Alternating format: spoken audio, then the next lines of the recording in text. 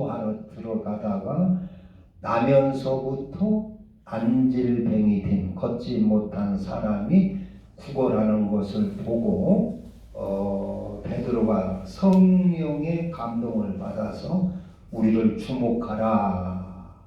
그리고 쳐다보니까 내게 금과 은은 없지만 내가 있는 이것을 네게 주노니 나사렛 예수 그리스도의 이름으로 걸으라. 나사렛 예수 그리스도의 이름으로 구원을 받으라. 한 거나 마찬가지죠. 그러면서 그 오른손을 잡아 일으키니까 그의 발과 발목과 또 허리와 근육에 힘이 들어가가지고 벌떡 일어나서 걷기도 하고 뛰기도 하면서 성전에 같이 들어갔어요. 성전에 들어가니까 이 사람이 나아가지고 이렇게 뛰고 기뻐하는 것을 보고 사람들이 쭉 몰려들었어요. 그래서 솔로몬 행각이라 하는 곳에 사람들이 다 몰려들고 베드로 요한을 쳐다보면서 야, 이 사람 대단한 사람들이구나, 참 놀라운 사람들이구나 하고 쳐다보고 이렇게 있는데 그때 베드로가 그럽니다. 여러분들이요, 왜 우리를 주목합니까? 우리 개인의 경건이나 무슨 거룩한 것으로 이 사람을 고치는 줄로 알고 우리를 왜 주목합니까? 내가 고친 게 아니고 우리가 이 사람을 일으킨 것이 아니고 예수 그리스도가 이분을 일으켰습니다. 여러분들이 십자가에 못 박으라고 외쳤던 그 예수, 그래서 십자가에 죽이신, 여러분들이 십자가에 못 박아서 죽게 한 그 예수 그리스도께서 부활하셔서 이 사람을 이렇게 고친 것입니다. 우리가 고친 것이 아닙니다. 고친 것입니다. 예수님이 고친 것입니다. 그러니까 이 사람들이 형제요, 그러면 우리는 어떻게 해야 하느냐? 우리가 예수님을 십자가에 못 박으라 해서 우리 땅에 죽였는데 그분이 살아났다면 우리는 어떻게 되는 것이냐?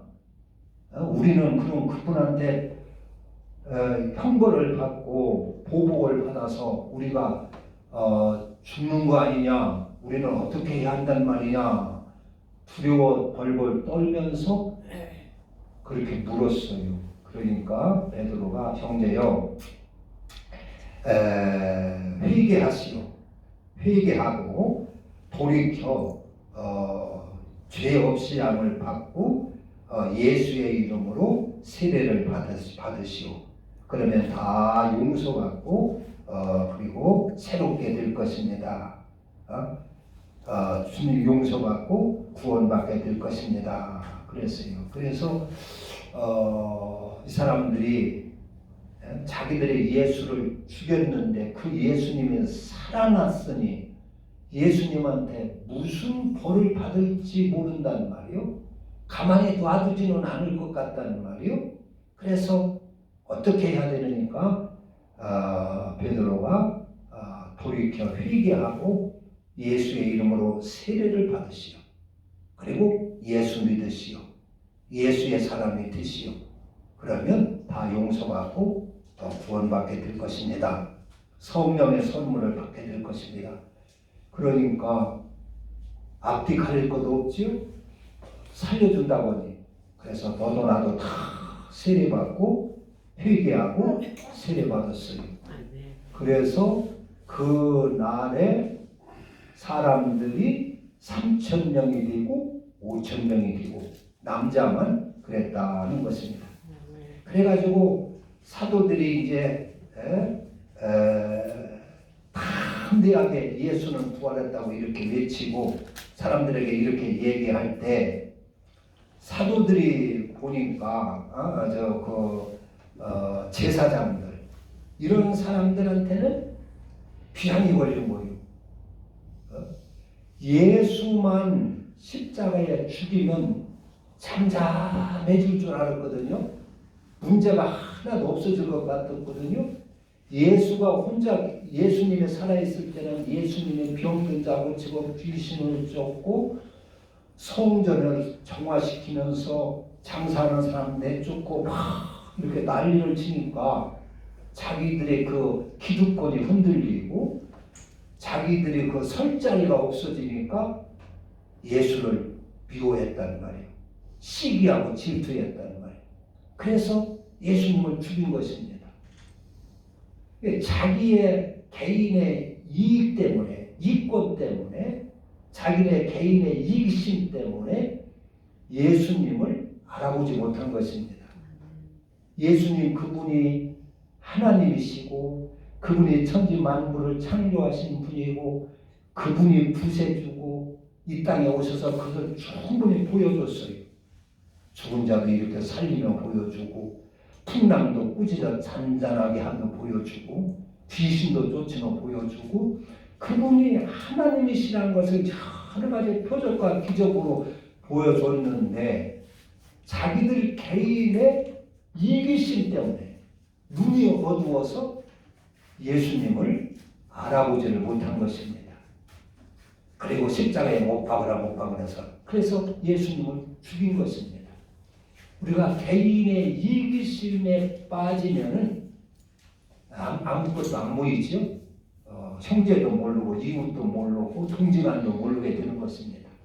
여기 제사장들, 바리새인들, 유대인들이 그리했던 것입니다. 제사장을 누가 세웠습니까? 제사장을 누가 세우고 그랬습니까? 그 권세를 누가 줬습니까? 하나님이 주셨지 않습니까? 바로 예수님이 주셨는데 그 당사자인데 자기들에게 그러한 권세와 복을 주신 당사자인 예수님을 알아보지 못하고 십자가에 못 박은 것입니다. 그래서 예수님 하나만 죽이면 자기들이 편안할 줄 알았어요. 그런데 웬걸 예수님이 죽고 나서 더 일이 크게 벌어진 거예요. 여기저기서 난리가 나는 거예요. 예수의 제자들이 막 성령을 받아가지고 이렇게 날 때부터 안진뱅이를 고치고 막 큰 기적들을 행하고 그리고 예수는 부활했다고 증거를 하니까 난리가 난 거예요. 그러니까 이들의 비상에 걸렸어요. 비상에 걸려가지고 모아가지고 이들을 베드로를 붙잡습니다. 그래서 그 3절에 보면 그들을 잡음에 저녁 때 잡았어요. 사도들 베드로 요한 사도들을 잡아서 가뒀는데 저녁 때가 됐어요. 그래서 밤에 놔두고 그리고 그 이튿날 이들이 회의를 합니다. 6절에 5절에 보면 이튿날 관리들과 장로들과 서기관들이 예루살렘에 모였는데 대제사장 안나스와 가야바와 요한과 알렉산더와 및 대제사장의 군중이 다 모여가지고 사도들을 가운데 세우고 이걸 어떻게 할 것인가? 야, 너희들 무슨 권세로 이렇게 난리를 치느냐? 누구의 이름으로 이런 일을 하느냐? 그런데 성전에서 대제사장의 허락이 있어야 종교 행위를 할 수 있고 사람들을 가르칠 수도 있고 뭐 예수를 믿으라고 할 수도 있고 한 것인데 자기들이 대제사장인 자기가 그런 허락을 하나도 하지 않았는데 사도들이 그냥 막 외쳤단 말이요. 병든 자도 고치고 그리고 예수 믿으라고 하고 그렇게 떠들었단 말이요. 그러니까 너희들 도무지 무슨 권세로 이렇게 하느냐? 누구 이름으로 하느냐? 누가 이것을 허락했느냐? 그렇게 따져 물은 것입니다. 따져 물은 것이요.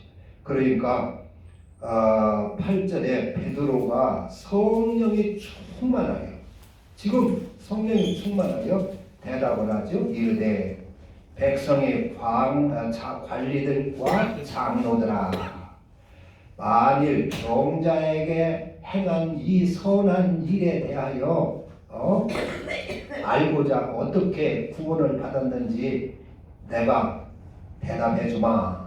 하면서 쭉 이야기를 하는 것입니다.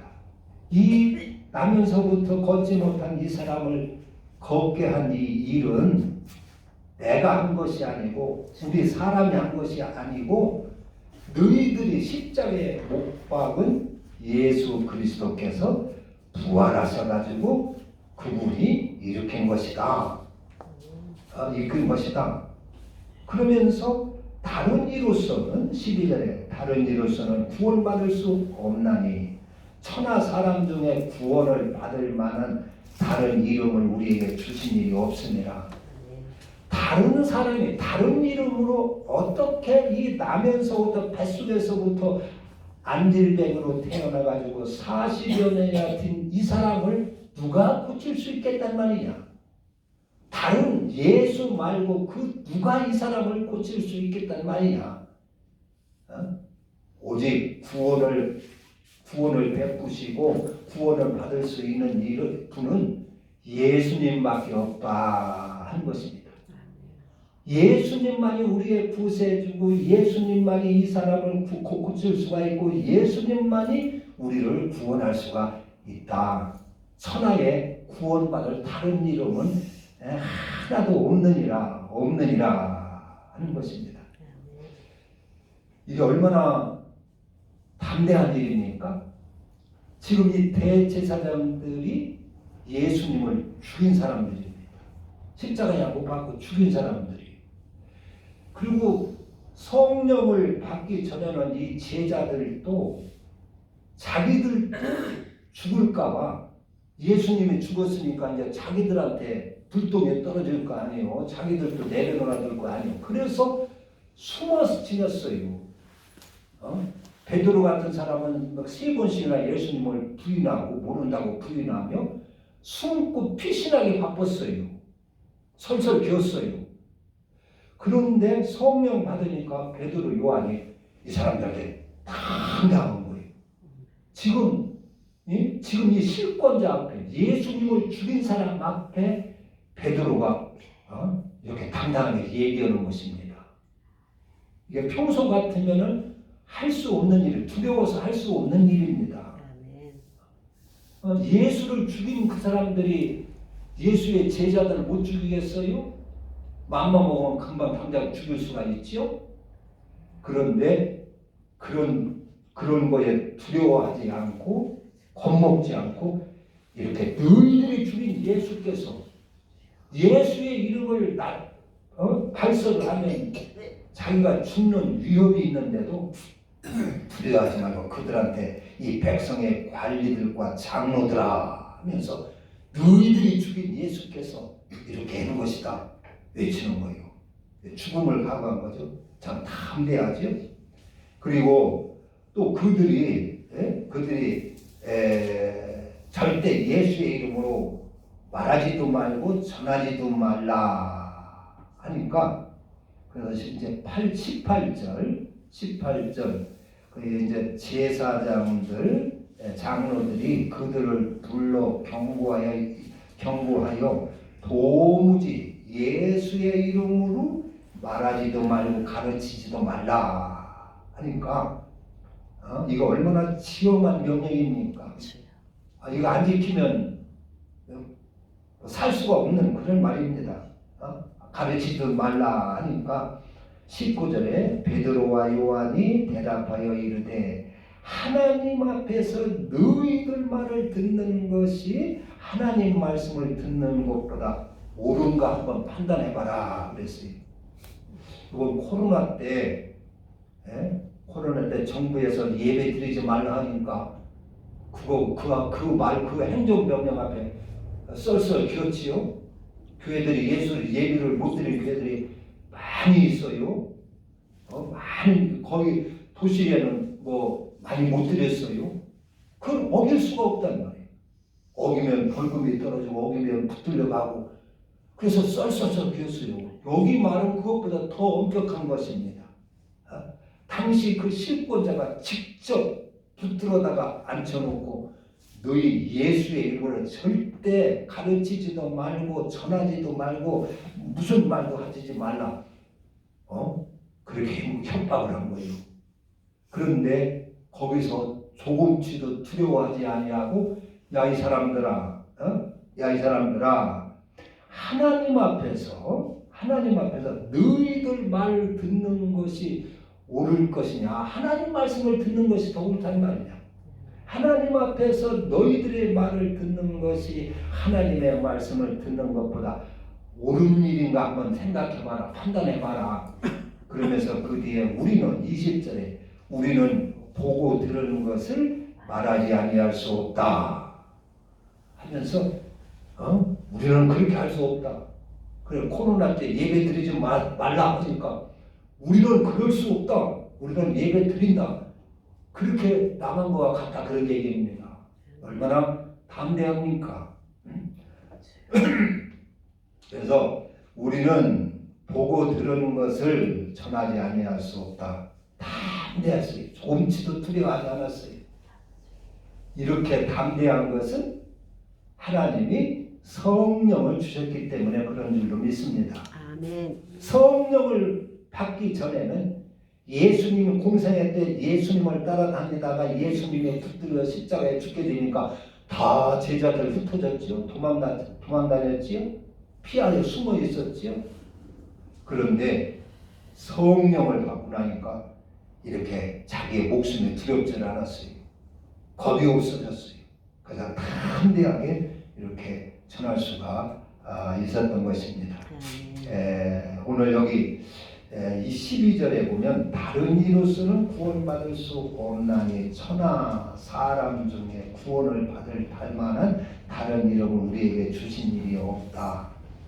구원, 그러니까 예수 믿는다 하는 말은 예수님의 그 가르침을 받아 산다는 말이나 마찬가지입니다. 예수님이 우리에게 주신 그 가르침, 그 교훈은 십자가의 도라 그럽니다. 고린도전서에는 십자가의 도라 그랬어요. 그러니까 예수를 믿는다 하는 말은 십자가의 도를 믿는다 그런 말입니다.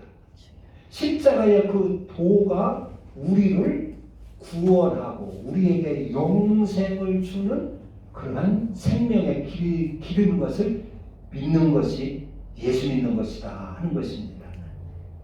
이걸 잘 알아야 됩니다. 예수를 믿는다 하는 말은 예수님의 가르침 그 도를 믿는다는 말인데 그 도는 십자가의 도라 하는 것입니다. 그 말은 나를 희생해서 저를 살리는 도를 말하는 것입니다.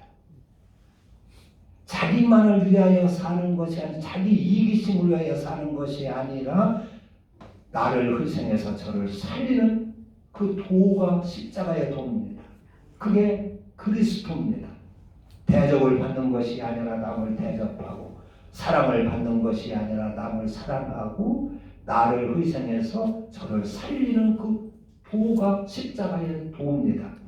예수를 믿는다 하는 말은 그 도를 받아 산다는 말입니다.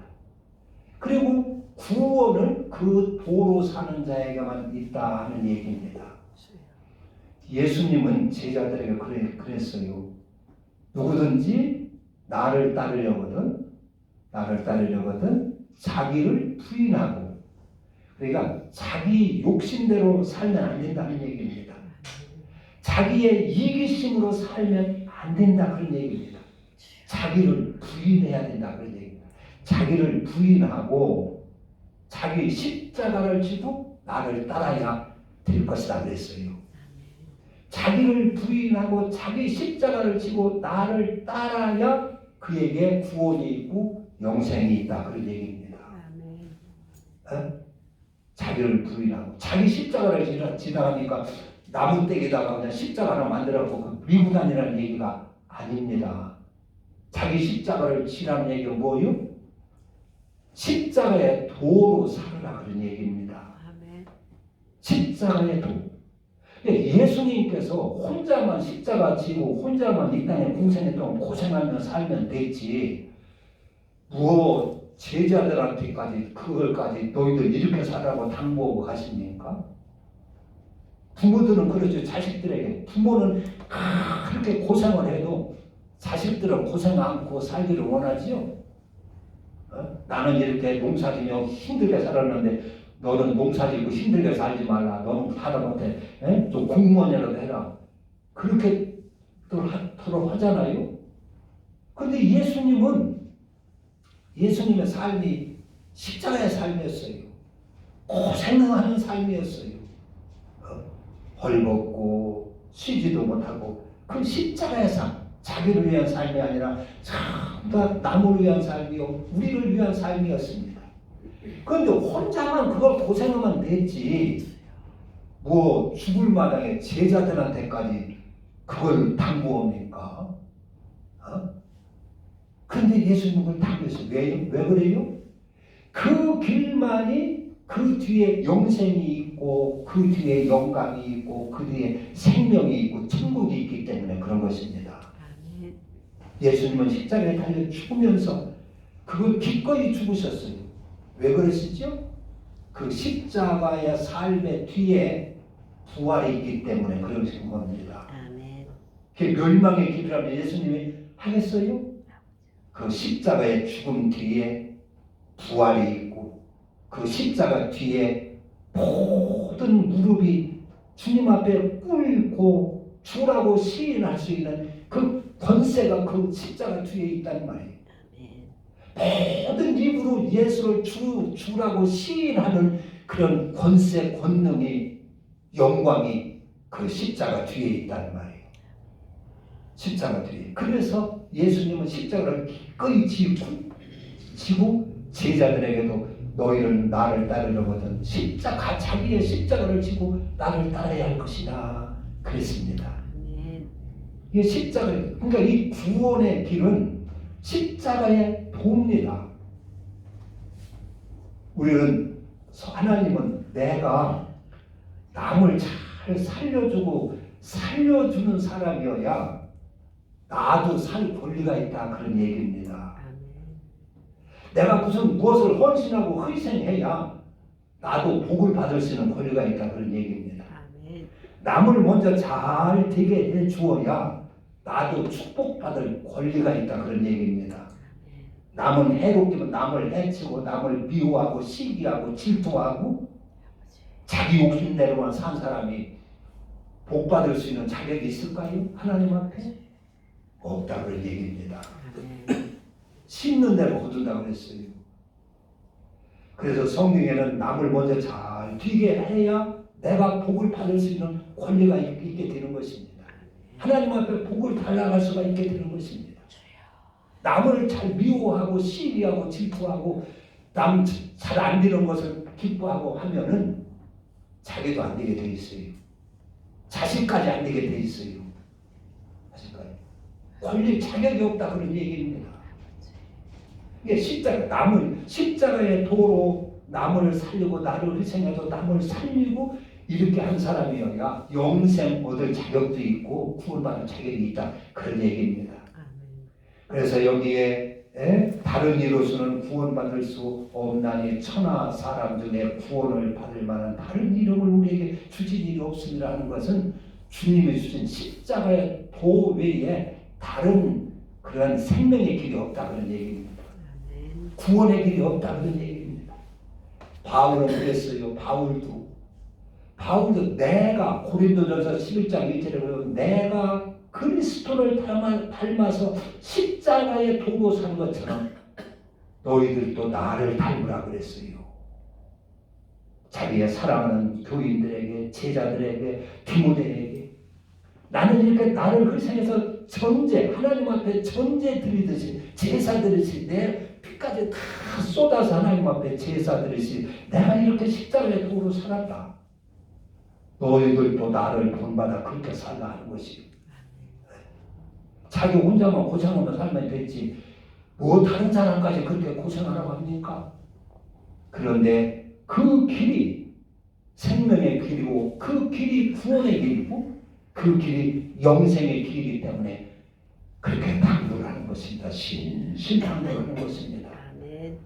할렐루야. 그러니까 그 성령은 우리가 이 십자가의 도로 받는 것입니다. 진리로 받는 것입니다. 그래서 성령을 진리의 성령이라고 그랬어요. 바울이 성령을 받을 때 무슨 막 환상을 통해서 받았나요? 무슨 음성을 듣고 환상을 보고 무슨 꿈을 꾸고 그래서 받은 것이 아니에요. 진리로 받았습니다.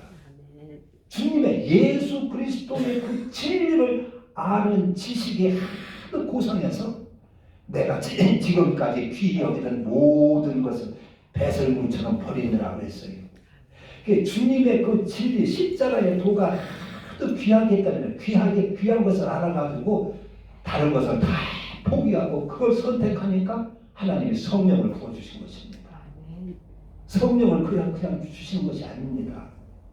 여러분, 예수님께서 말씀하신 그 이야기 가운데 밭에 감추어 돌짝밭에 감추어진 그 보화, 어떤 농부가 밭을 가는데 돌짝밭 쓸모없는 밭을 가는데 무릎 펴가지고 보니까 돌 항아리에 금은 보석이 꽉 차 있다는 말이에요. 그래서 뚫레뚫레 저도가 아무도 안 보니까 얼른 덮어놓고 가서 어떻게 했어요? 자기의 재산을 다 팔아가지고 그 밭을 사지 않았습니까? 겉으로 볼 때는 아무런 가치가 없는데 이 사람은 그 밭이 거기에 보화가 묻힌 것을 알은 거예요. 알으면 그 밭의 가치를 깨달은 것입니다. 그래서 다 버리고 회생해서 다 팔아, 나른 것을 다 팔아 그 밭을 사는 것입니다. 사도 바울이 예수를 만나고 그 예수님의 십자가의 도, 삶의 도가 진리인 것을 아는 것이 그 가치를 알았어요. 돌짝밭에 그 보화를 발견하듯이 그 진리를 발견하고, 이 진리 안에, 이 십자가의 도 안에 생명이 있고, 이 십자가의 도 안에 영생이 있고, 이 십자가의 도 안에 천국이 있고 축복이 있구나. 그래서 그것을 선택하고 나머지 것을 싹 다 내버려 봅니다. 유대인이라는 명예나 히브리인이라는 명예나 율법 교사라는 명예나 모든 걸 다 배설물처럼 내버리고 그걸 사는 것입니다.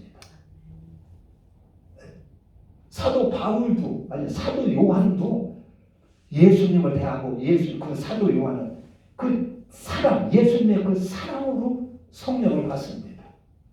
그 사랑이 아주 얼마나 소중한지 그걸 깨달은 거예요. 그래서 사도 요한은 사랑을 강조하죠. 그리스도의 사랑을 강조하죠.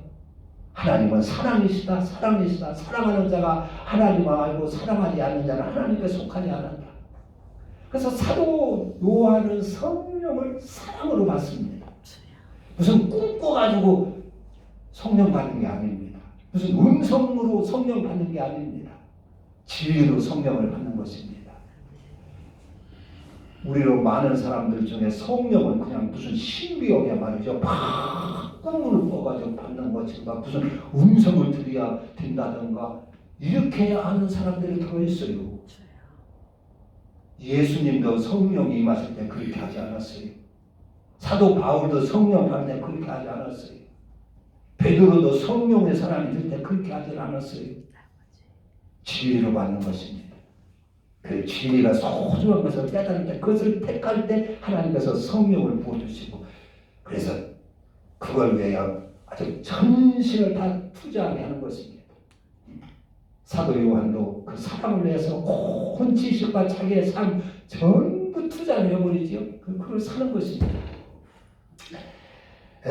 성령을 우리가 받으면 담대해지고 또 육신의 평강도 오고 또 세상 일도 순탄하게 되어 있습니다. 여기 이렇게 우리 베드로 나면서부터 구원 이렇게 못 걷는 사람을 고치고 이런 또 제사장들한테 담대하게 전하고 이런 그 성령, 이런 성령은 우리가 진리로 받는 것이고 십자가의 도로 받는 것이고 그리고 십자가의 도만이 우리에게 생명이 되고 영생의 길, 그 뒤에 영광이 있고 영생이 있고 부활도 있고 한다는 것을 우리가 깨닫고 우리 주님만이 오로지 우리의 구세주임을 깨닫고 믿어야 될 줄로 믿습니다. 아멘. 기도합니다.